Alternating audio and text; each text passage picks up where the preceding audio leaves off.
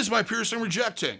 Coming up next on Body Piercing Basics, episode number 40, we're going to talk about what causes rejection, what piercings are prone to rejection, and what you should do if you think it's rejecting. So stick around.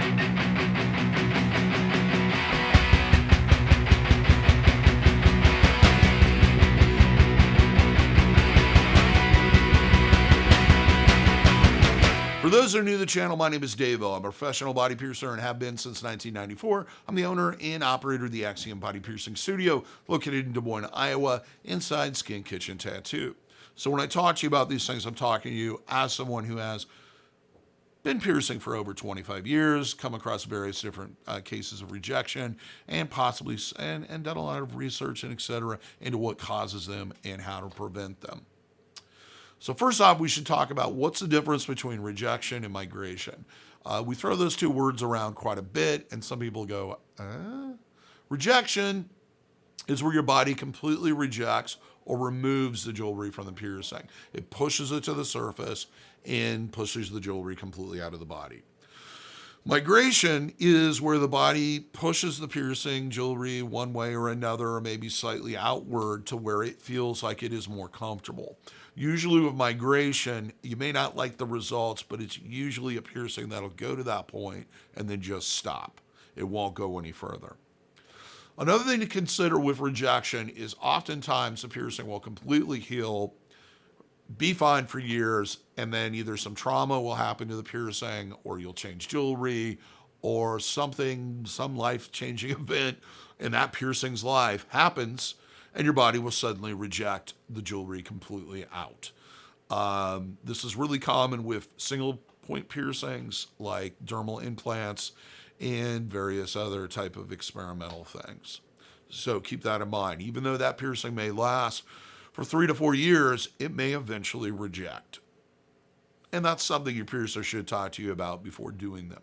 So, what are some of the piercings that are more prone to rejection than other piercings? The first one being is experimental piercings or surface-to-surface piercings.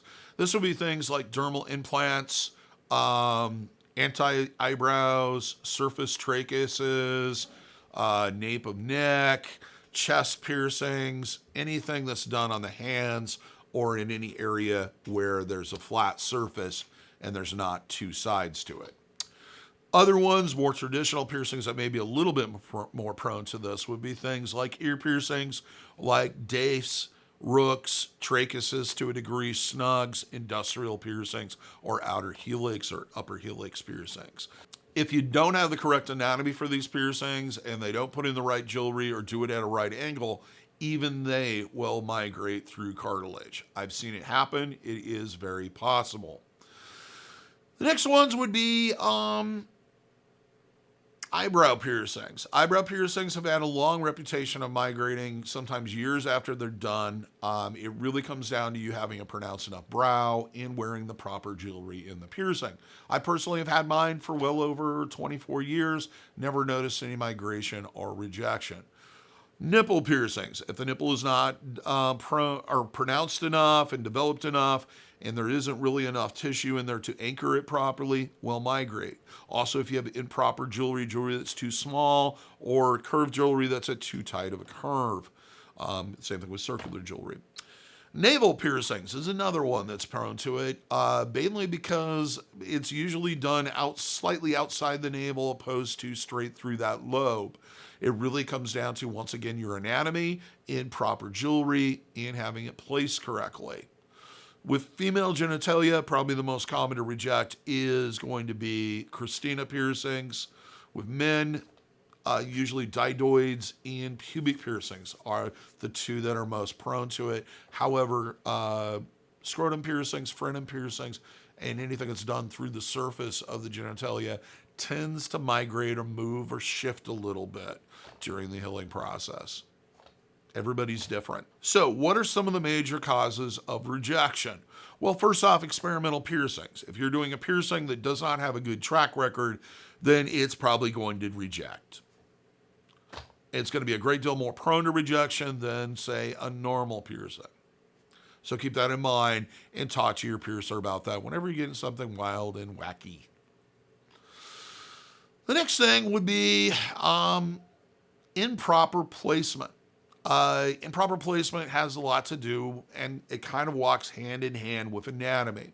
If you don't have the correct anatomy, or the anatomy is not pronounced enough to give that kind of two-sided effect in thickness to reduce your body's ability to reject it, your body's probably going to reject it. If the piercing is done too shallow, too close to the surface, then your body's going to be more likely to reject it. If the angle is not straight on to the tissue and is at a slight angle, your body's going to be more likely to migrate on one side or reject the piercing completely. The other thing is improper jewelry. Things that are extremely heavy, things that have very elaborate jewel settings, sharp edges, points, things dangling off of it, or are of the wrong size, width-wise, or are just constantly getting caught and snagged on everything they come in contact with. Usually, and I always tell people this, your best bet whenever piercing is to have the most simplistic piece of jewelry in there as possible. After it heals, and it's strong and it's healthy, it's not a problem to put in additional types of jewelry that may be a little bit more elaborate. But during that healing period, when your body's most susceptible to rejection, it's best to have something simple in there. The next one would be improper thickness or gauge of jewelry. If the jewelry is too thin for that part of the anatomy, especially through soft tissue, your body will slowly begin to reject the piercing. The thicker the wire, the thicker the thickness of the jewelry, the more resistance and the less your body's able to push it out. So keep that in mind. On certain piercings, thicker jewelry is required and needed. Other ones, maybe not so much. But it's definitely a decision that your piercer should make, and they should make the correct one. Trauma to the piercing. This is probably one of the most common ones, especially on piercings that have already healed and then suddenly start rejecting. They get caught on something. A lot of this leads back to improper jewelry. They just get bumped, caught on something, snagged, what have you, and suddenly the jewelry is shifted or torn, and suddenly your body's like, oh, yay, I get to get rid of this. So always keep in mind, even a healed piercing, you have to treat with some sensitivity. They're sensitive little flowers. Obsessive pulling and yanking and causing trauma to the piercing can cause a healed piercing to reject. It can also cause it to migrate or shift a little bit. The other thing is changing the jewelry too quickly. If the piercing isn't completely healed and you suddenly switch out to a much heavier piece of jewelry, or a jewelry that has sharp edges or points on it, or you stretch the piercing too soon, this can cause the piercing to reject. Leave that initial jewelry in there until it heals, unless there's a problem. Otherwise, just leave it be. Give your body time to heal. Then you can play with all those different wonderful types of jewelry. Now with the causes out of the way, let's get into some of the signs that your piercing might be migrating. The first one is prolonged redness. Yes, after a piercing is done, there will be redness or discolorization around the piercing, often lasting 3 to 5 days with some people, but that should fade over time. Hit its kind of peak, usually the day after the piercing is done, and then slowly start to go back to normal pigment color. If it's prolonged redness, let's say 2-3 weeks in, or a piercing that suddenly gets redness, you have an issue. You should probably contact your piercer as soon as possible. It may be a sign of your body rejecting the piercing. It also can be a sign of something else going on, including infection. So anytime you see redness after that first week or so, you should probably contact your piercer or a medical professional. The next one is that the piercing holes start to get larger.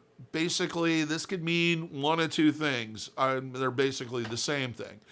For one reason or another, your body is completely unwilling to accept the jewelry. Either it's having a reaction to it or it doesn't like it, and it'll start building up, like just growing away from the piercing, almost creating a cavern.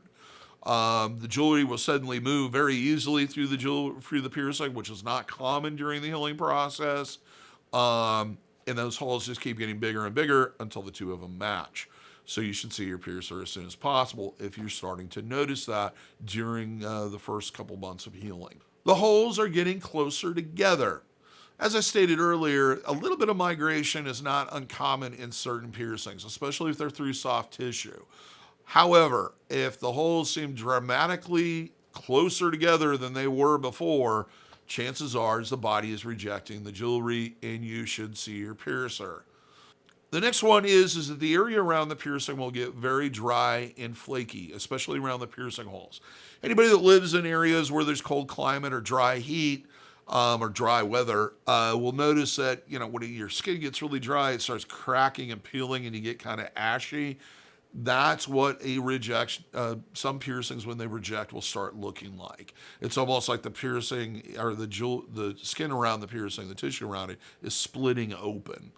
That definitely is a sign of rejection. You should see somebody immediately about it. The other thing would be is if you can see the jewelry through the tissue, through your skin. If you look at it, you can see metal. You should remove that jewelry as soon as possible to reduce the amount of scarring you're going to get. It is not going to suddenly sink further back in. You should remove the jewelry. Now, how can you reduce the likelihood of rejection? The first thing and foremost, and this kind of knocks a lot of the other things out, is find a skilled piercer that understands anatomy, knows what they're doing, and can reduce the likelihood of rejection. Avoid experimental piercings. This would be things like surface-to-surface piercings, single-point piercings, dermal implants, etc. If you are prone to problems with piercings, you should especially stay away from these types of piercings.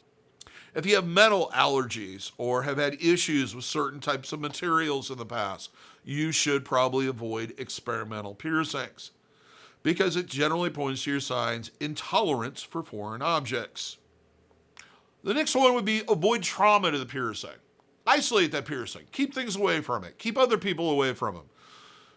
And make sure that nothing comes in contact with the piercing at all, if possible, during the entire healing period. 9 times out of 10, piercing rejection is initially, it's kind of started by some type of tear or trauma to the piercing, and it loosens up that tissue to the point where your body can finally reject the piercing completely. Avoid jewelry that has high profiles, takes up a lot of room, is extremely heavy, has sharp edges, points, things dangling off of it. All those things are going to get caught on things, and all those things are going to cause trauma. Usually the more simplistic the jewelry is during the healing process, the faster the heal is going to be and the less traumatic it's going to be. So always stick kind of with the basics and talk to your piercer about the options.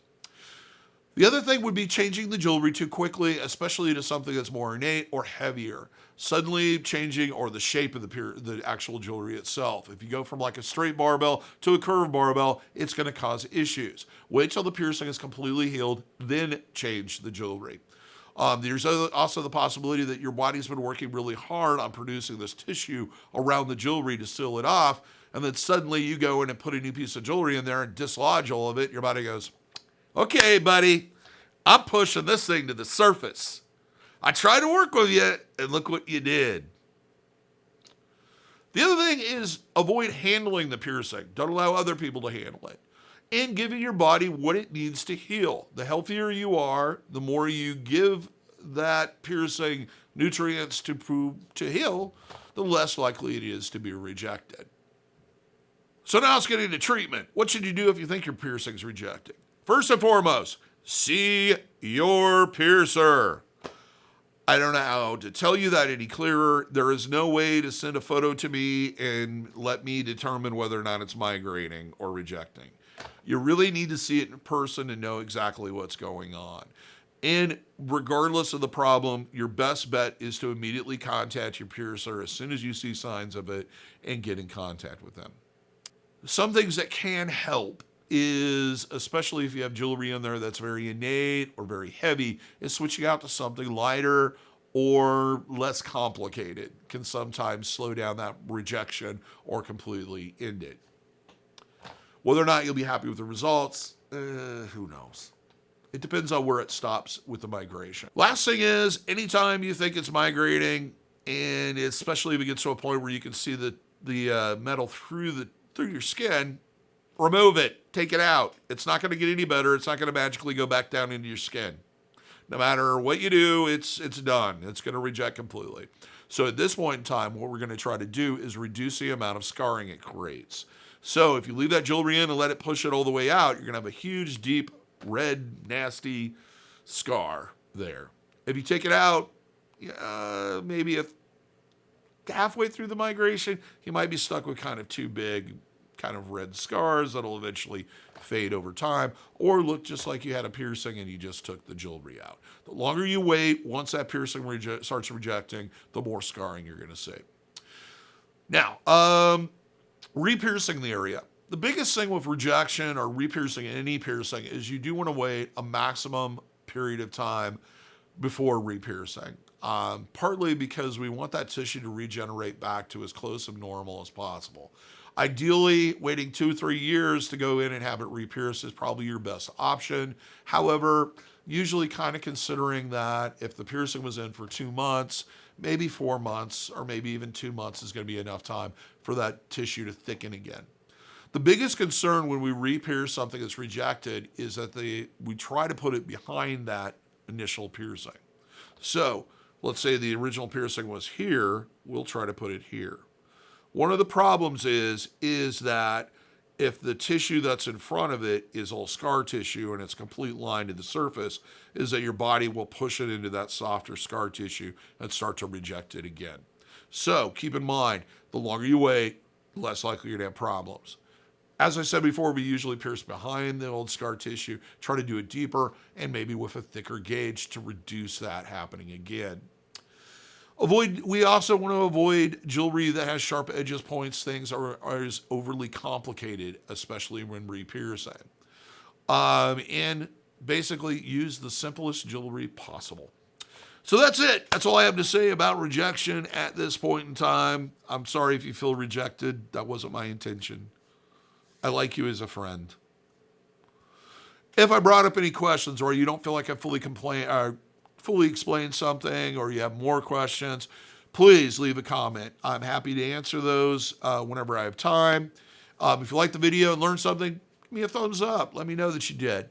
If you'd like to see more videos on tattooing and body piercing and with an education kind of base to it, hit that subscription button and hit the notification button so you're notified every single time we post one. Other than that, hope all your piercings heal with ease and without issue and no rejection. And if you're in the Des Moines, Iowa area, I hope to see you for your body piercing needs in the future. Have a good day, everybody.